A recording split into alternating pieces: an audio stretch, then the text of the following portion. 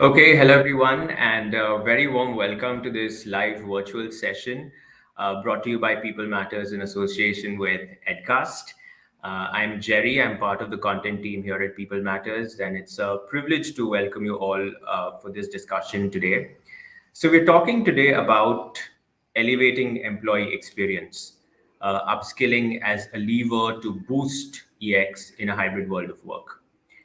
So, over the past 18 months, we've seen that learning really has become very central to not just navigating new business priorities, but also to keep employees engaged. And as we look at the next few months, the next 6 months, we're looking at a hybrid work context where work is going to be done remotely, in office, and so employees still are navigating this hybrid work context. And we wanted to really spend some time to reflect on what this journey is going to look like and how can you elevate employee experience in this context by using learning. So we have an excellent panel of speakers, and I'm going to take some time to introduce each one of them. So joining us today is Anoog Anindita, who is the Senior Vice President for Human Resources at Pegadian. And Anoog is an accomplished HR executive with a proven experience in HR policy and procedure. And his experience spans organizational development, personal development, performance management, labor relations, and negotiations. And he spent a lot of time being a senior operating and leadership executive, so providing HR leadership to multiple corporate ventures. So great to have you with us, Anoop. Thank you for coming. Thanks. Hi, everyone. Stay safe and stay healthy for everyone then. Yes, absolutely. We also have with us Kiran Zedi, who is the Director for Asia Talent Management at Telenor. And Kiran is a seasoned HR professional whose work experience spans talent management, change leadership, organizational design, and transformation. And she comes with 12 years of extensive experience in business partnering and organizational development in a dynamic and high performance environment. Welcome, Kiran. It's great to have you with us. Pleasure being with you. Thank you.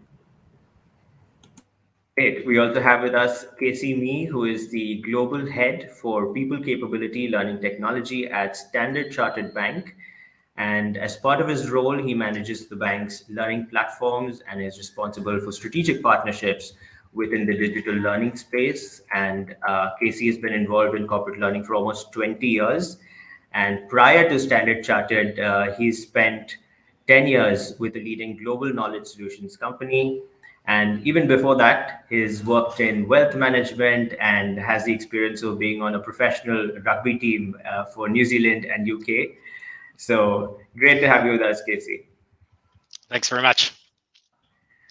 Okay. We also have with us David Madison, who's the Vice President for Enterprise Solutions for Australia and New Zealand at Edcast. And David specializes in strategic HR technology solutions and learning experiences, and he comes with 12 years in IT and product transformational programs in the financial services industry. And he has extensive experience in large enterprise deployments, and he's played a key role in leading the success of Edcast customers in Australia and New Zealand. Thank you, David, for being here. G'day, and thank you for having me. Fantastic.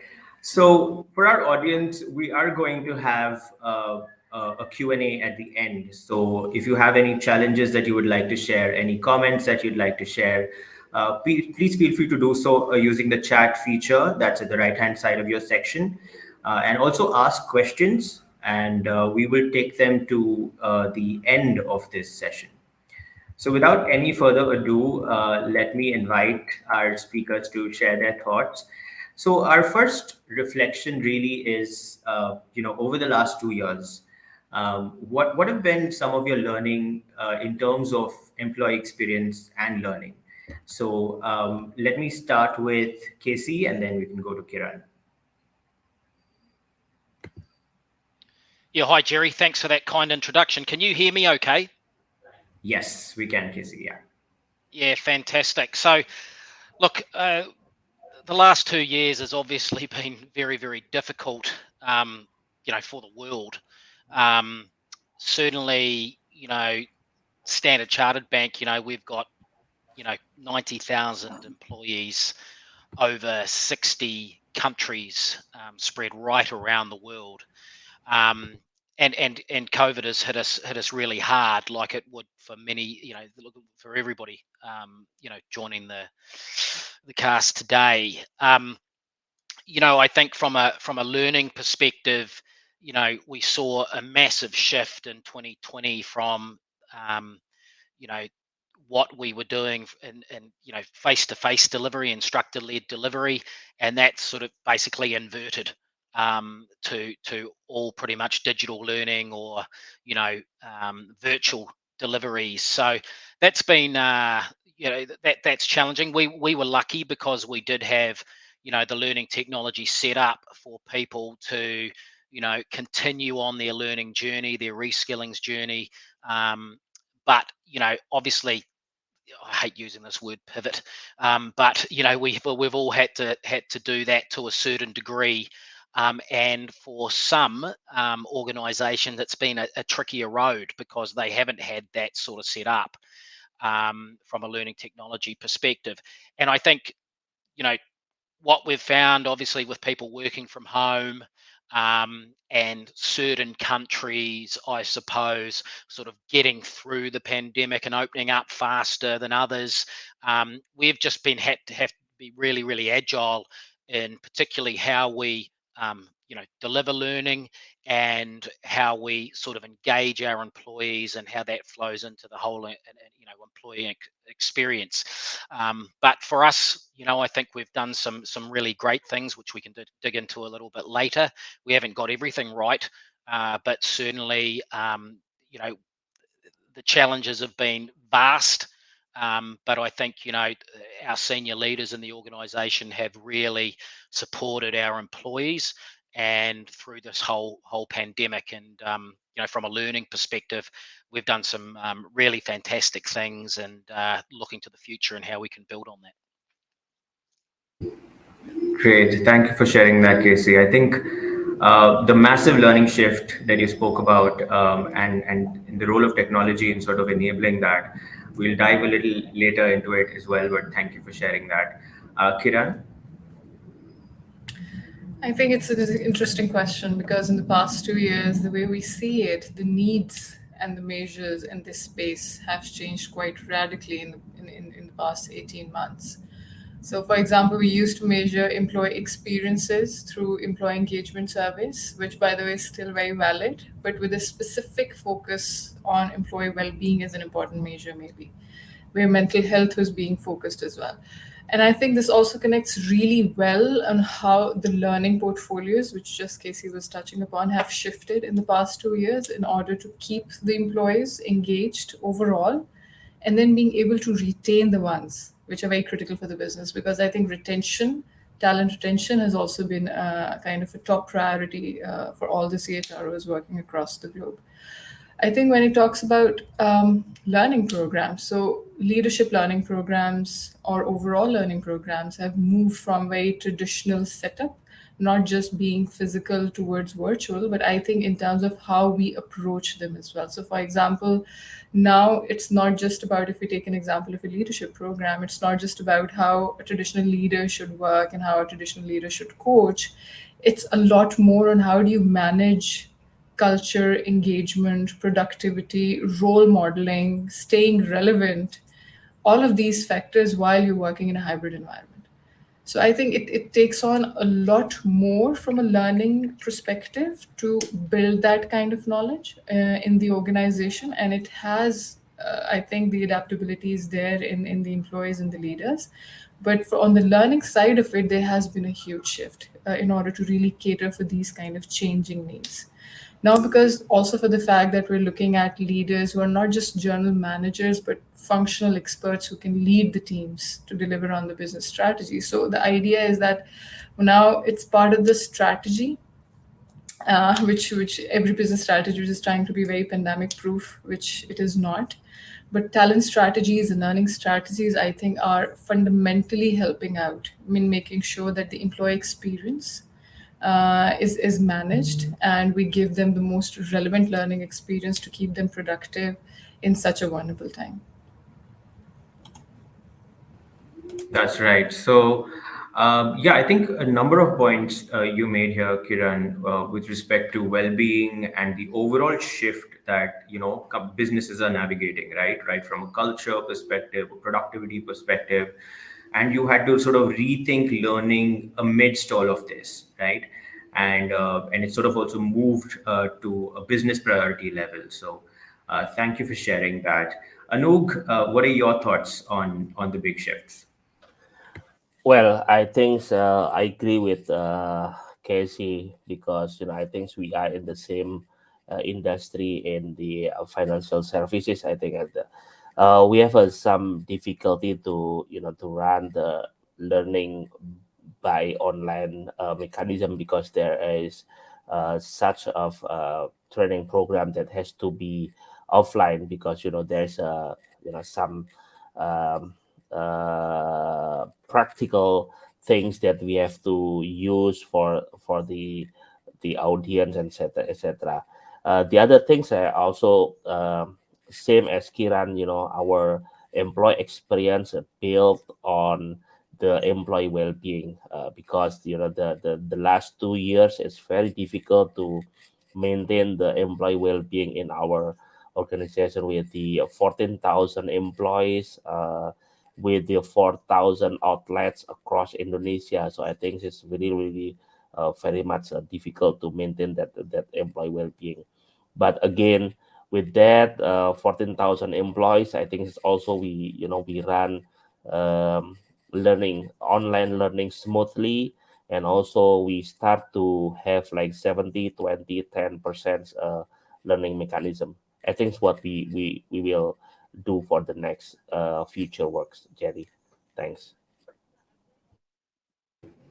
Great. I think thank you so much for sharing that context again, Anouk. I think the challenge of navigating this time itself is so huge, right?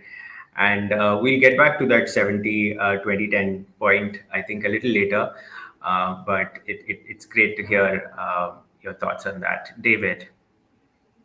Yeah, what a 2 years it has been. I feel like it's much longer. And I guess this period has been really characterized by a hybrid ways of working. And it's challenged us, and it's challenged a lot of our customers to think differently about employee experience and learning. We're shifting away from a culture of training to a culture of continuous learning. And for example, performance and learning gaps used to be addressed by workshops or face to face training. But now that's been replaced, and we address it with self paced and social learning. We used to be wedded to our desktop computer to access and complete learning, but now we can access it from the palm of our hand via mobile devices, or access it within the flow of work, because learning is surfaced in our enterprise applications via integrations with learning experience platforms. Success was once measured by the amount that you had completed, but with this emphasis on reskilling and upskilling, employees now have accountability not only for their professional development, but also for their personal development and the subsequent success of that. And these are just a few examples, but they're only the tip of the iceberg. And I still think they really categorize, number one, the shift that's required in the way that we approach our people strategies. And number two, the thinking that we put into what technology is required to support this hybrid way of working, so that we can remain competitive in terms of attracting, developing, and retaining talent in this new world. Fantastic. So many points there too, David. Thank you so much for sharing that. Right from navigating this hybrid context to the way we're shifting from a culture of training and compliance to one that's more self-paced, which is more continuous, and sort of prompting a wholesale rethink of what is success and what are some metrics and what are some new approaches that we need to think about. So that's fantastic. So we've had a study from Gartner Research right, on some of the top priorities that HR leaders are focused on this year. And building critical skills and competencies was the number one most priority. So, and but still, a lot of leaders didn't really know how to bridge that skill gap of their current employees, or 36% say they did not know how to do that. 33% said that they did not know how to integrate learning in the flow of the employee's work. And 31% said that they can't really create skill development solutions fast enough to meet the evolving skill needs because of the shift in changes, and that's happening so rapidly right now. So, in this context, when you look at technology and the role of technology, it would be great to hear about how are you creating personalized learning experiences for your employees, and like David spoke about, how you're driving this continuous learning culture. Kiran, let's start with you. I think it's an extremely important question because when we talk about learning, let's see it in a wider perspective than just online trainings, of course, because learning, as Anu was just mentioning, it's much more than that. And we also follow the similar philosophy of experience, exposure. Now, an added E into it is the environment part as well for Telenor, that we're talking about not just three but four E's along with the education and training part. I think when we talk about employee experience, so now we have to not just add the new skills, but also reskill people. It has been an ongoing journey for us for quite some time. And I think the adaptability has been a bit easier because we had already started off a journey towards more online learnings and talking about more experience and exposure related learning through cross functional and cross business units, mobility assignments, and all of that. But then with the pandemic hitting all of us, the need sort of kind of scaled up in itself. And I think when we talk about technology use, I think a lot of people, a lot of employees who were not very, because it's easier said than done. It's easier to say that, we would use a certain very extensive, comprehensive, expensive platform for people, but getting them onto that platform and really making them utilize the kind of full potential, it's a tough job. You really need an complete system around it where you link your performance management dialogues with the development dialogues, which then becomes natural for people to look for opportunities themselves, that where are the opportunities where I can find out development interventions and how I really can sort of grow in terms of my career journey. So it has been a long process for us. It's been more than a decade or so for that. We have online platforms in-house built. We call it Telenor Academy. Now we've rebranded as Telenor U to give more ownership to the employees to really take on the journey and take the responsibility of learning themselves. And then it's binded by an ecosystem where we use the Workday platform in order for you to figure out really what is your profile in terms of skills. So if I am an employee, I'm a talent, I need to fill in some of the information in terms of what skills do I have, where do I want to learn based on my performance dialogues, and then what are my aspirations, because I might want to diversify or reskill myself. So using these kind of platforms, we want to have a database of people who are, we're sort of keeping a track in terms of how adaptive the culture is in terms of skilling and reskilling. That's one. And then we use other platforms in partnerships with Udacity and LinkedIn Learning, where people are doing certain certifications. Because as I said earlier as well in my previous comment, I think staying relevant to the changes that are happening, particularly on some of the functional expertise, is extremely important. And I think this message has been going around. Initially, we did use a very classic push technique where we had a certain challenge, and I would use that example. We used to call it a 40 hours challenge that used to run in all our markets every year. So the idea was that each employee was encouraged and kind of incentivized at the end if you complete an average of 40 hours on the online learning platforms.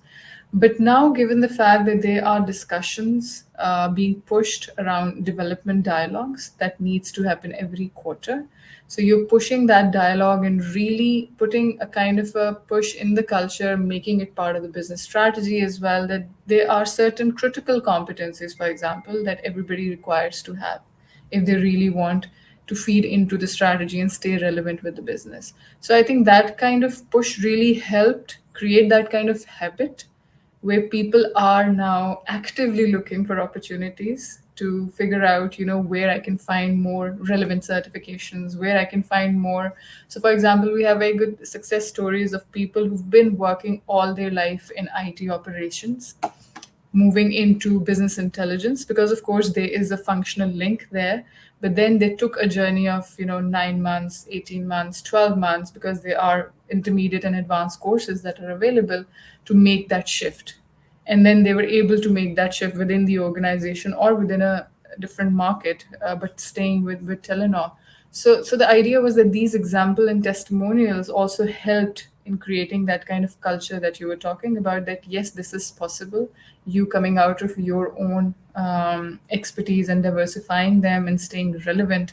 I think that had really also helped with the overall employee experience that we're talking about, because that really gives you a boost as an employee, that I can deliver much more than my current job and my current expertise, where the organization is really investing into the overall career growth.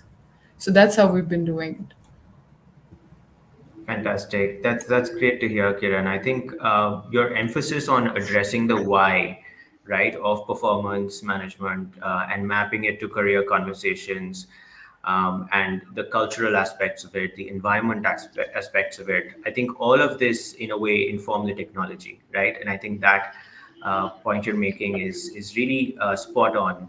And all the other elements that you spoke about, whether it's functional expertise, whether it's some habits on development, come are following that. So that's great to hear. So thank you for sharing that. Casey, what are your thoughts on this question of technology? Yeah, look, firstly, great overview, Karen, there, and 100% agree with those statements. One of the things that sort of came out there is habit, the learning habit.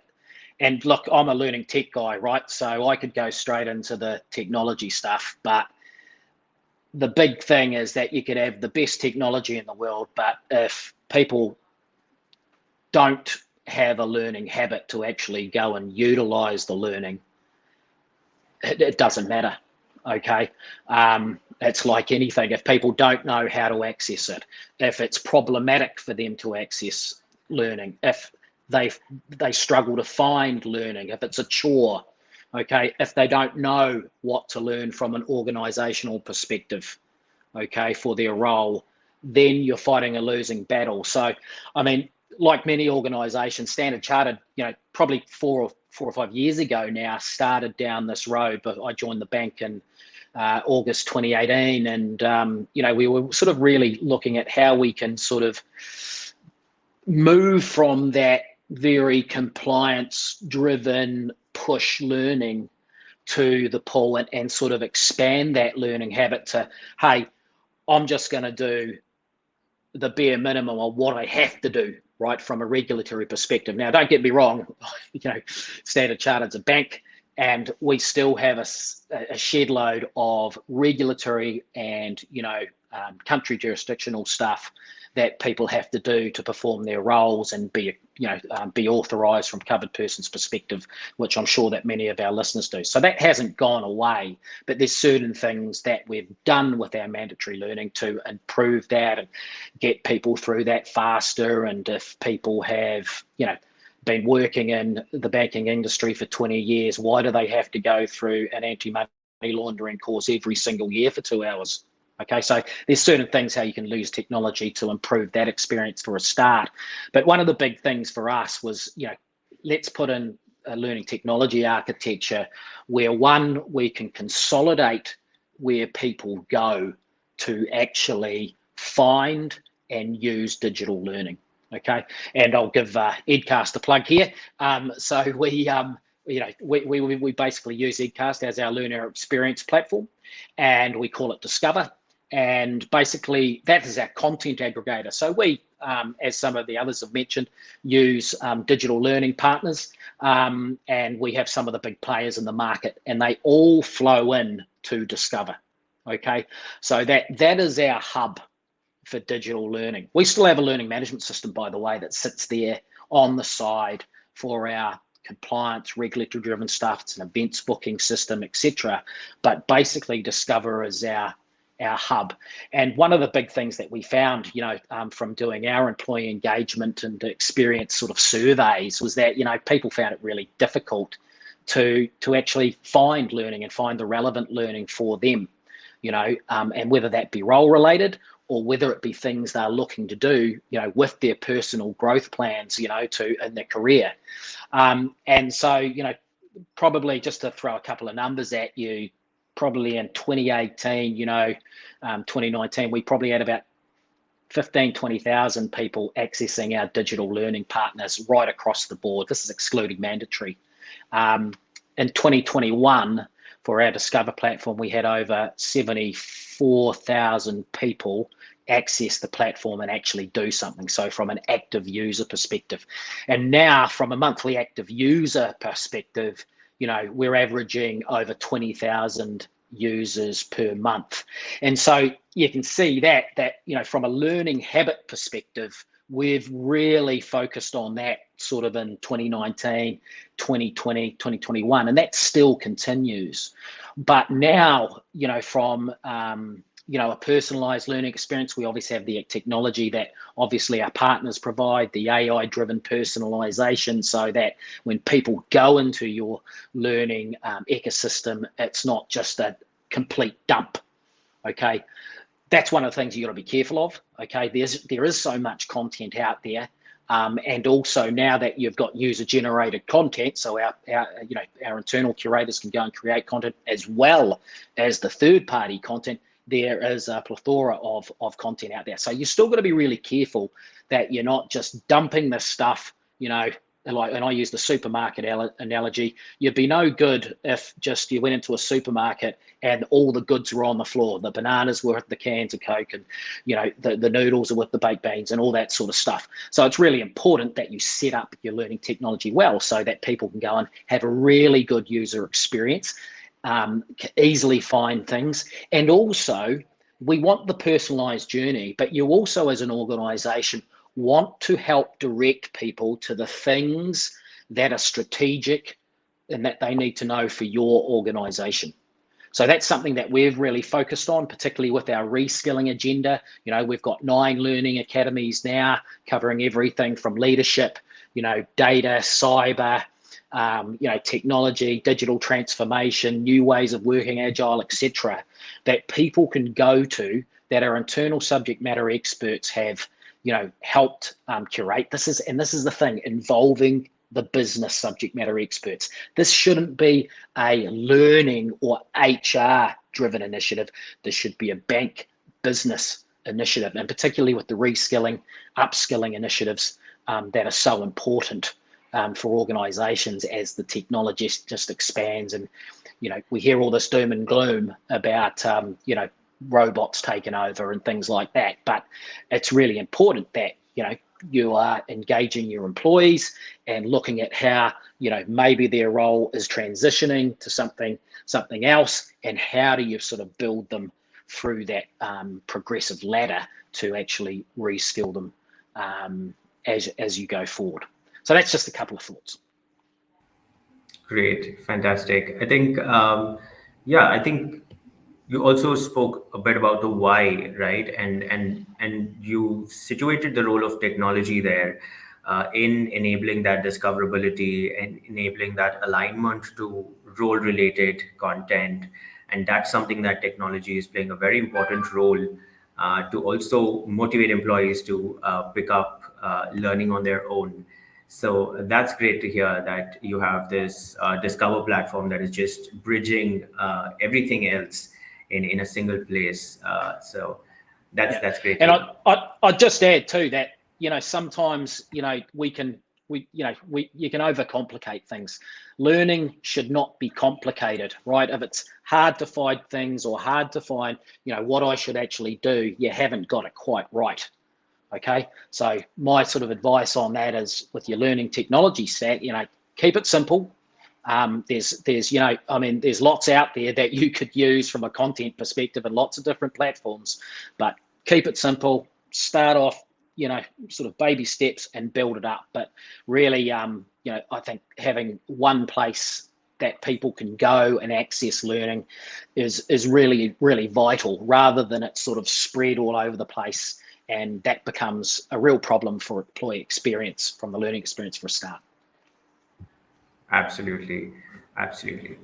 So I think just building on this point of discoverability and, reducing complexity, self-directed learning itself is a challenge area, right? So especially in the remote context, especially in this hybrid work context. A LinkedIn learning report stated that 35% of L&D professionals are enabling self-directed learning with online learning solutions. And it's very central to building engagement. It's very central to ensuring that the business priorities are aligned. So what actually drives success here, right? I think that's a question that is on top of mind for a lot of L&D professionals. David, what are your thoughts on this question of self-directed learning? To what extent are employees empowered to drive self-directed learning in line with their growth aspirations? And what can be offered to them also? Yeah, certainly. Thanks, Jerry. And I just want to segue off of Casey's point about creating a culture that fosters a habit of learning, a habit of ownership, a habit of capability development. And from what I've observed and researched in the financial reports of the major organizations within Australia, at least, is that this is tantamount to their people strategy and their values going forward. And as an example closer to home, at Edcast, we create that habit by embodying values such as empowerment, accountability, and mastery, and then actually use technology to bring that to life each day by actually using our own experience platform as a mechanism for personal growth within the organization.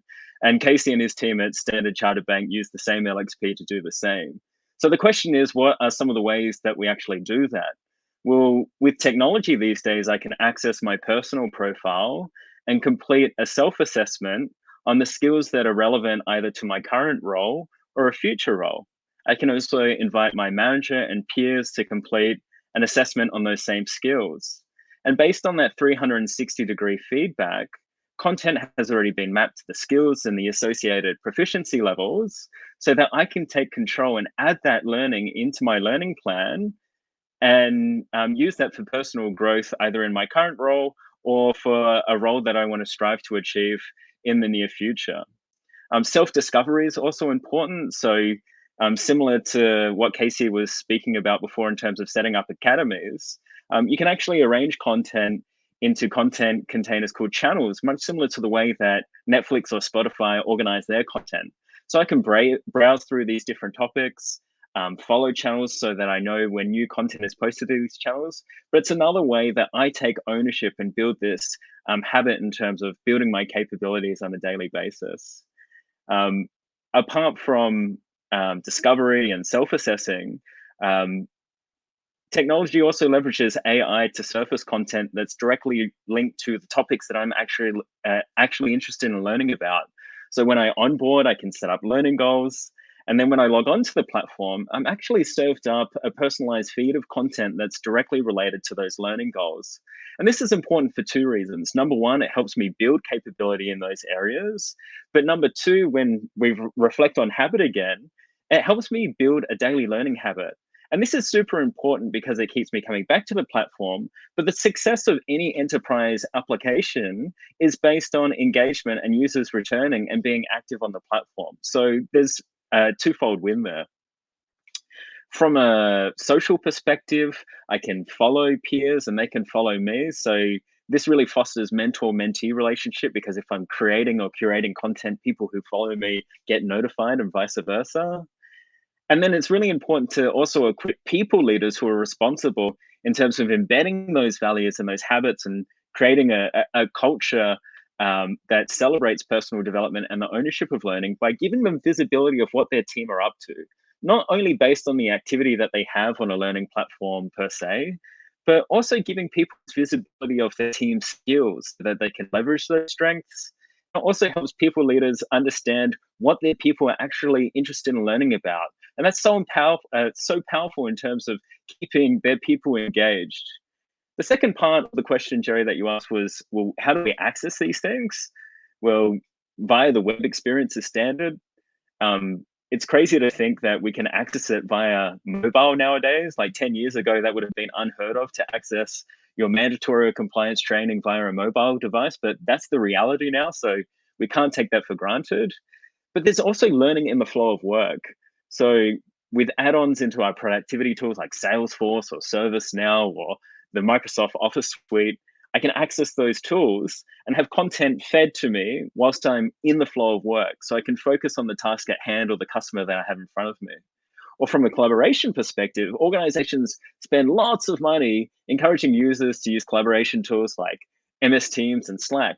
So why not actually embed learning into those existing collaboration tools so you can still access learning content once you're immersed in what you're doing, the task that you're completing.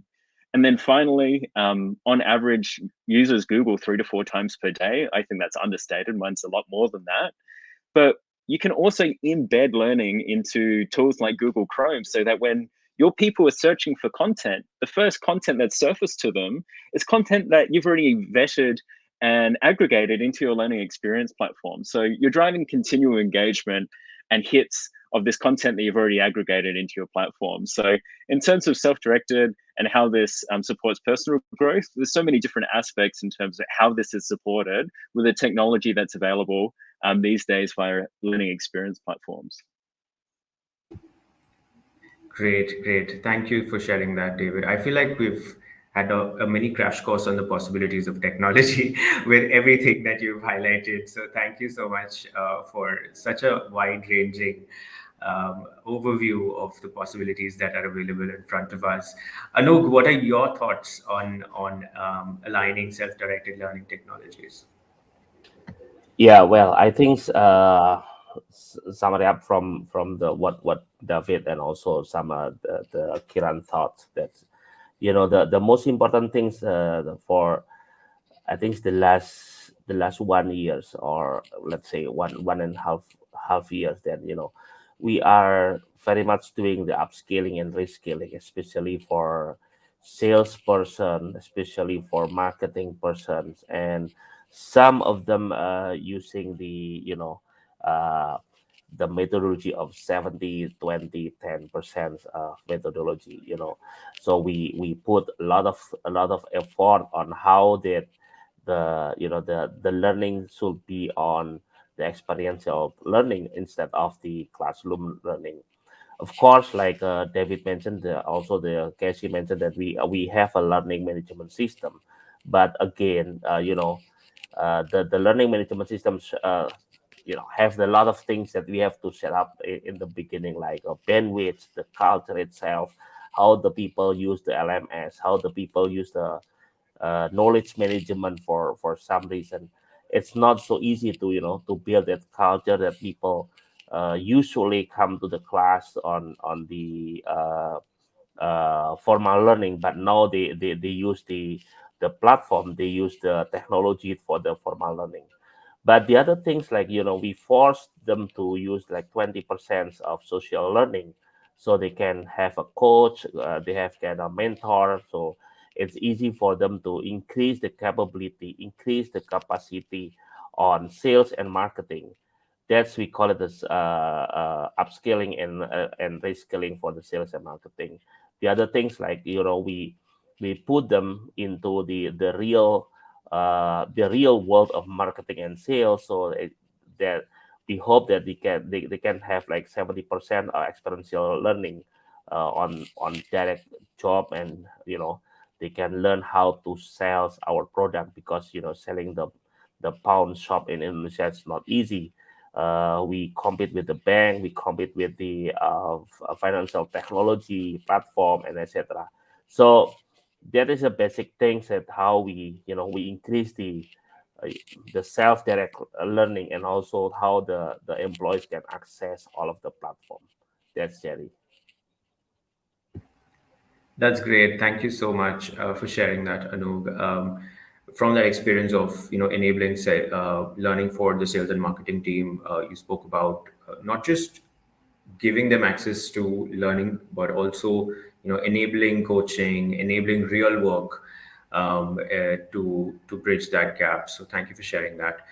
Another challenge area seems to be this impression. I think we've all spoken about this at some length on, this idea of learning is being compliance and mandatory, right? And we've all spoken about the place of technology in sort of answering the why and helping sort of navigate that challenges of performance and also career and aspirations. So I think there's still, according to an EdCast report, Learning Health Index report, 32% of organizations under learning culture are still just coping, right? Because employees associate learning with compliance and mandatory training. And they are reactive when it comes to learning services mandated by the L&D.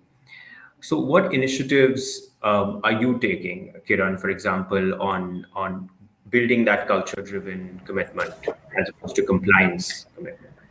I think it's a very hard question to answer, and I'll tell you why. Because I think when you talk about a cultural shift, we are very fond of course, a certain style of training. It was classroom training. We have seen a lot of adaptability onto online platforms, but then that self-driven culture, I think we have in our organizations across the world, and the discussions that now we've been hearing, we have covered some grounds thanks to pandemic, I would say, but then there's still a long way to go, and there's a lot more potential that needs to be still discovered and be taken advantage of. But I think without making it too complicated, I think it's a bit, culture is always a bit top driven. So if an organization makes it very clear towards the employees and the talents that keeping yourself relevant to what's happening in the outside world in terms of the advancement, in terms of the evolution of a certain technology, we need to make sure that we are ahead of the curve, that we stay relevant, that we are at the top speed when it comes to learning, and making sure that we take on a certain journey which not only helps us staying relevant but also adds on to our career growth. I think that kind of communication, that kind of push, not just through an HR centric organization but more through the business. When you hear your CEO saying that this is very important part, you're talking about the numbers, and I think it goes around in all of the organizations, and we can hear examples from others as well, that they are learning platforms, everybody has them, sharing those kind of numbers, how active we are or not active we are, and how we need to be, because I've spoken about a little bit of a push strategy that we were using earlier. But now when you see this becoming part of the strategy and being talked about a lot from the management and the CEO and all your CXS and all the line managers, when you have those development dialogues, this is a question that is also there for you as an employee, that what have you sort of done in terms of your development journey? What did you learn new in the past 1 quarter? Of course, it can be experiential as well. Not necessarily you have to sort of go and take on a program or a certification every time. But when you talk about an overall culture, I think this also becomes a kind of responsibility, a self-driven thing, that you have to be focused on what exactly are you bringing to the table.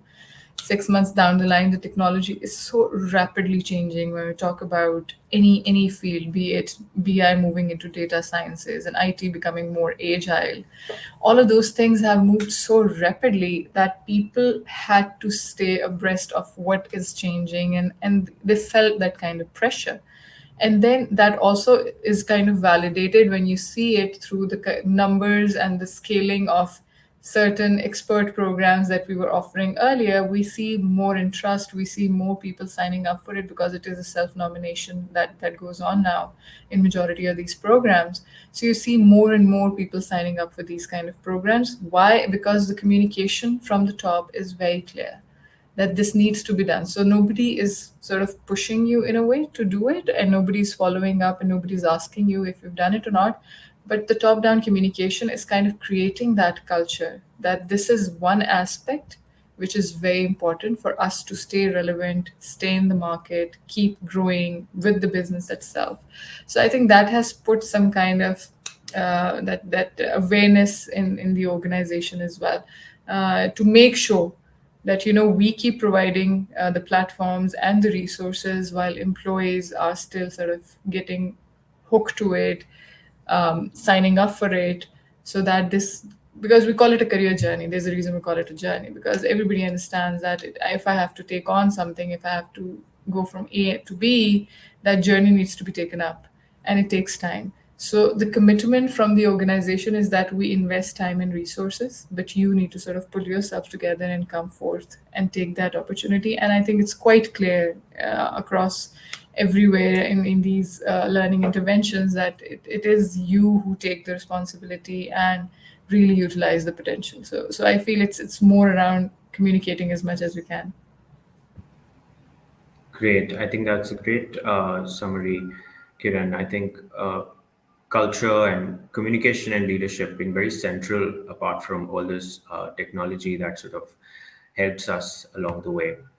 Anug, any practices from your end that you would like to share on building a more culture-driven commitment?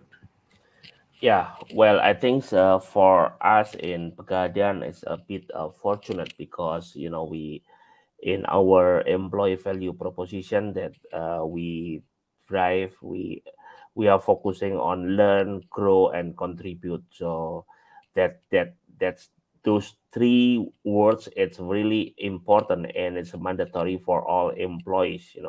To have like how they learn, they grow, and they can contribute to the company and also to the society.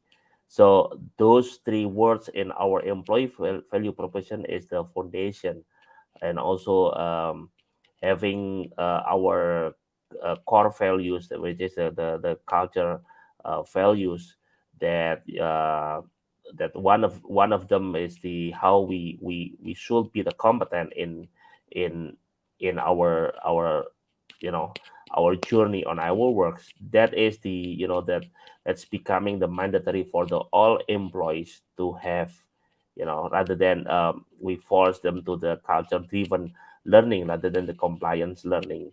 So with that, uh, you know we we put all of the learning capacity as a y-axis in our talent management system, consists of the speed to learn and also the willingness to learn.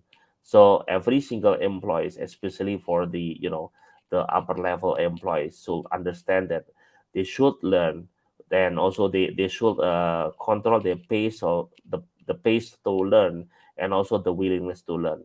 So they must join with the any kind of topic in our LMS. Then they can just join the training, join the learning in our LMS.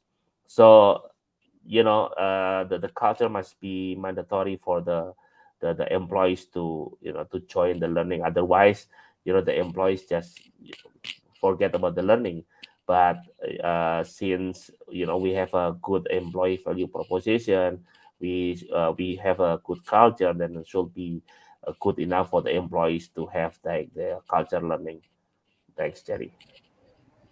Thank you, Anog. So enable a culture of choice and give employees, empower them. So that's great.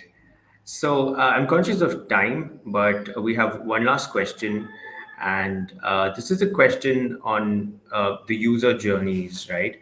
But there is research by Josh Bersin that says that 70% of all training in a company comes from its own people and not professional teachers or instructional designers. And corporate learning needs a creator platform. So this is a hot topic, I think, even outside of business, when we navigate social media, for example.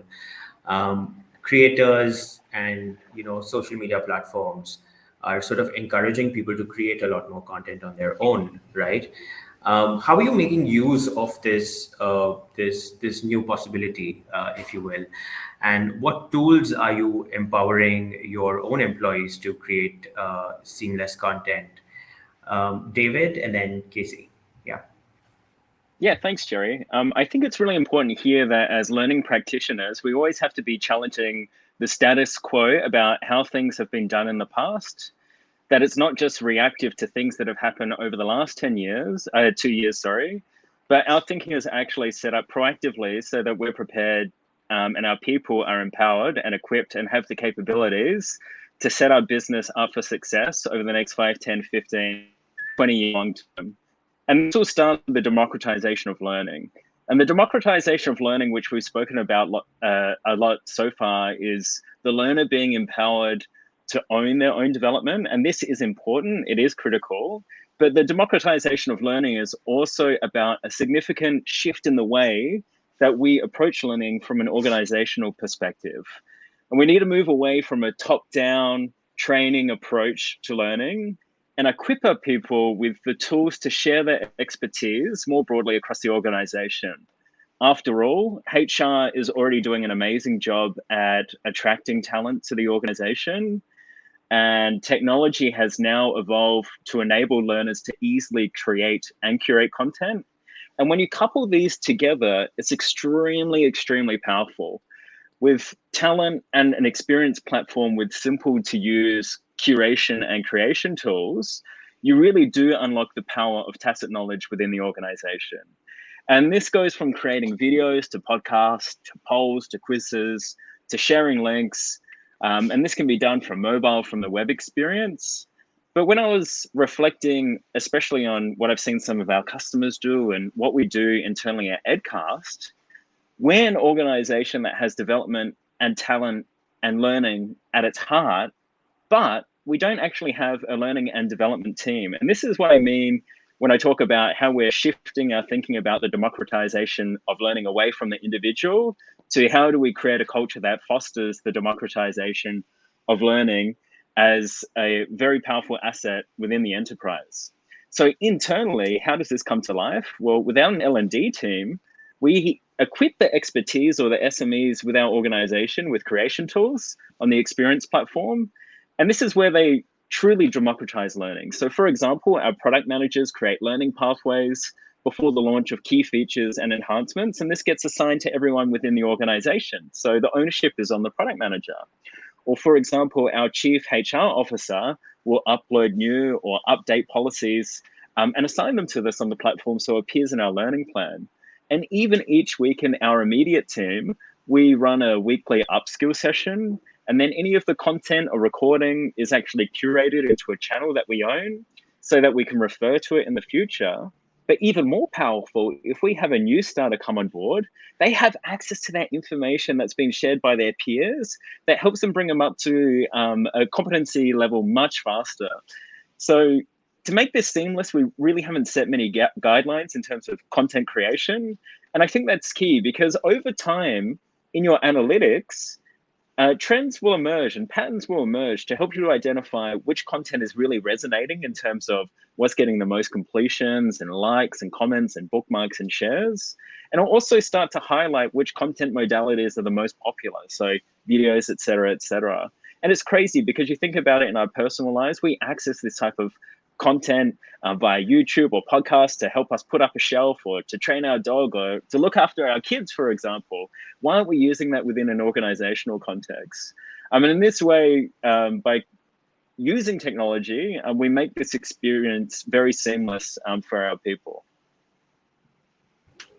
Fantastic. I think that's a great way of thinking about unlocking that tacit knowledge in this remote context, right? I mean, Anup also spoke about the 70% of learning that happens on the job. This is technology just enabling that with videos, podcasts, articles, and also sort of taking a step back to understand what is more impactful after the content is put out. I think that's a great point as well. Thank you for sharing that, David. Casey, what are your thoughts on this, and how are you enabling your employees? Yeah, sure. So similar to what David's been talking about, obviously we use Edcast, so and the curation capabilities on that. But I think you need to separate curation and creation. Okay, so a lot of these platforms out there now allow you to curate content from multiple sources, which is awesome. Okay, we have around about 600 curators and group leaders within the Discover platform, and the people we don't sort of, not quite like what David and co are doing. We don't. It's not open slather. We don't let anybody on the organisation have curator access, so they can go and upload a link to whatever. I don't need 1,000 cards on leadership. We've got them, right? But so I think there needs to be some sort of governance around that. But what we certainly seeing is, again, I talk about engaging with the business. So we've got about 140 people and what we call learning people capability. But I mean, we've got over 600 curators, and they're from the business. Okay, so they're taking ownership of their curation, their learning, and to be honest, they're the experts. Our job is to help facilitate them generate really good learning, curate really good learning, and package it together. Okay, that's a learning professional's role. Okay, one of the key roles. Okay, but making sure the business are engaged and taking control of their groups and their channels and the look and feel and what do they want to do is really, really important. And I think one of the things that the Edcast platform allows us to do is to, I call it, curate, not create. Okay, so typically, historically, if you've got something internally, you might not have a multimedia development team internally who are specialized in learning, right? So you go to a vendor. Okay, that's money, it's time, etc., etc. You got all the other bits and pieces around that. Now, look, we don't completely insource that model at all. If there are things that we do not have the capability to, one, curate, or two, create internally, we have a bank of a panel of vendors who specialize in helping us build simulations. Internally, one of the big things, and I think one of the questions is what are some of the learning things that have changed, moved the dial significantly. We're really focusing on simulations. Business simulations has been a big one for us. Digital could be a blended approach as well. Other things that we're building, and this is in collaboration with one of our partners, is brain training games. Okay, some of you have used Lumosity and all those sort of things that you can actually, that's not going to be the whole thing, the brain training games, but certainly getting people to think about. So, acronyms within the business or key terms or word searches, just to get the sort of creative juices flowing. But I think it's really important that the business are engaged and they now do a lot of the curation. Now, we provide, as a learning organisation, we provide the do's and don'ts and the best practice and all of those things as well. So it's finding that medium for your organisation, I think, with the create and curate. We're using a number of tools. We have an internal learning studio where we're upskilling people now from our people capability team to use tools, authoring tools like Articulate. There's plenty out there, right?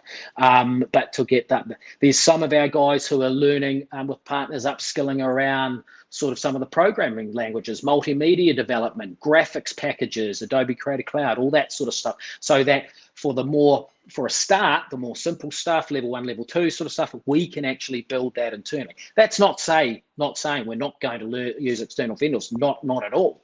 But certainly for some of those aspects, we can sort of create and then curate and have a good blend and a good mix. So there's plenty of tools out there to help you with those aspects. Great point on all the possibilities with creation and curation. So, all right, so we'll quickly dive into a few audience questions because we're short of time. I'm going to ask the first question to Kiran, and it's a question on how we can motivate employees to learn if they feel disconnected and disengaged. What are your thoughts on that, Kiran?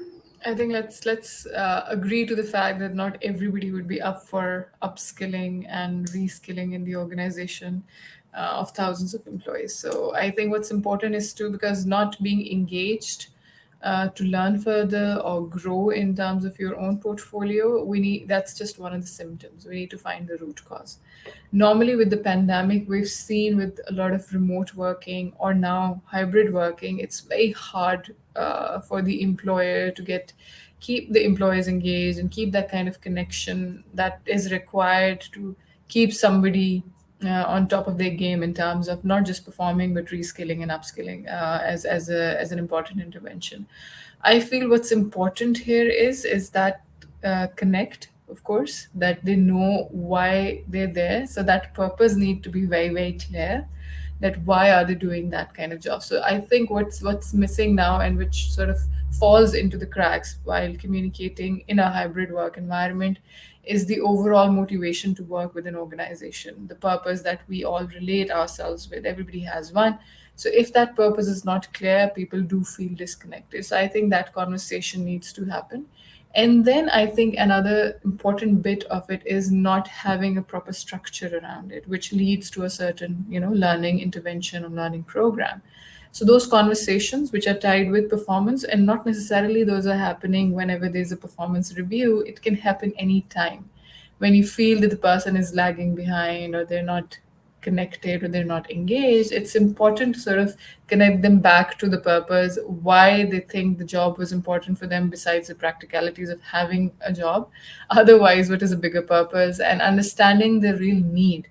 Because I guess somebody who enjoys the work that they do, they would always love to reskill, find out new trends and figure out new ways of doing it.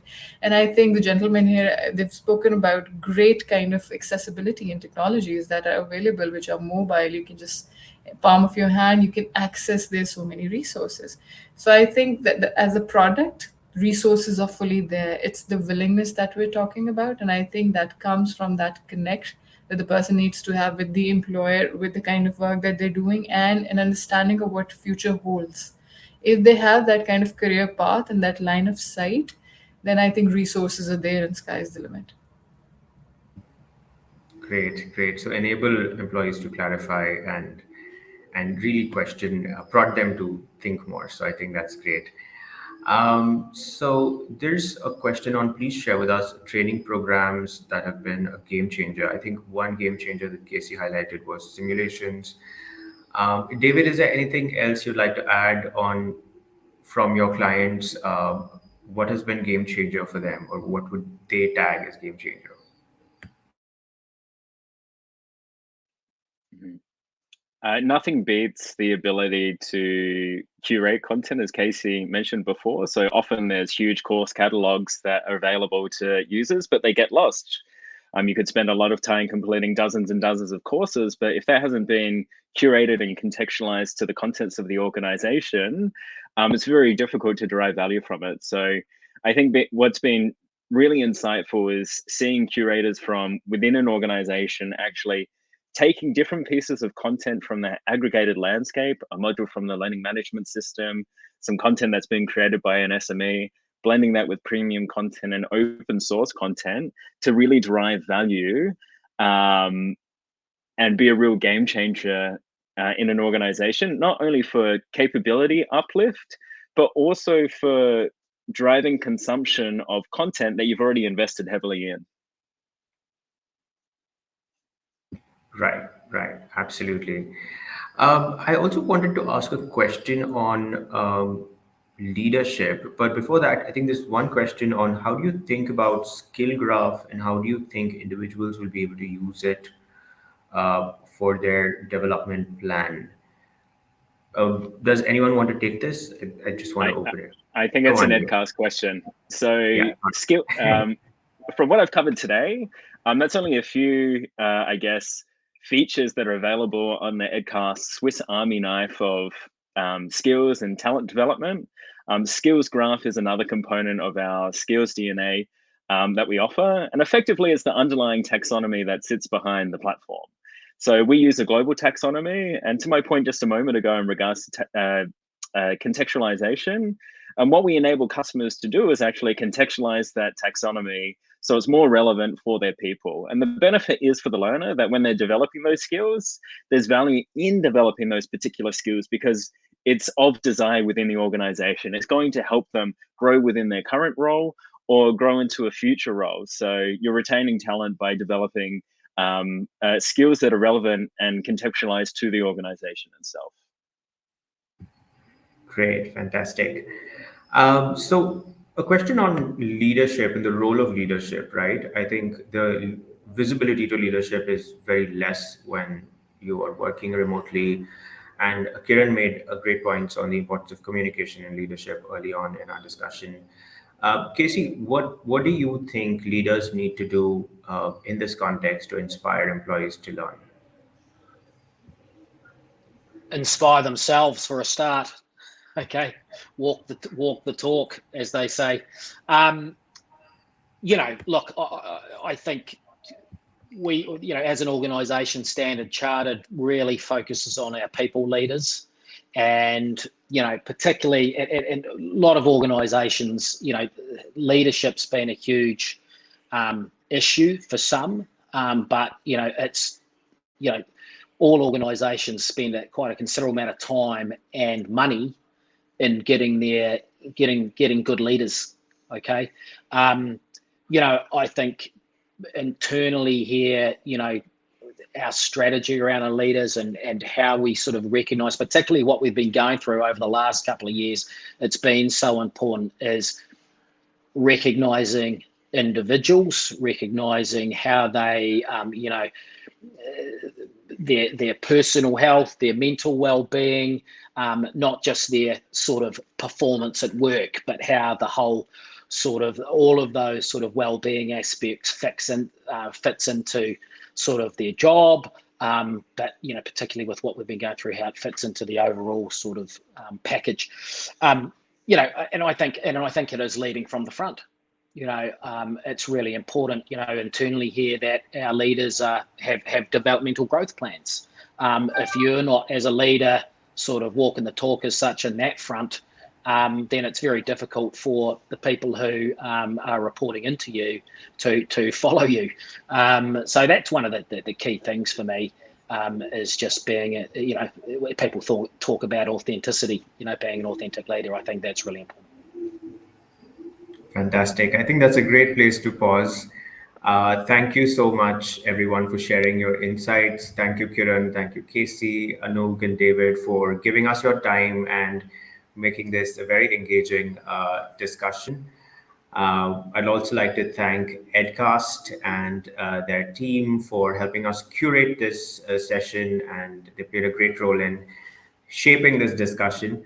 So thanks everyone for joining and listening in and engaging and asking questions. So that's a close for this session today. It's been a pleasure hosting all of you.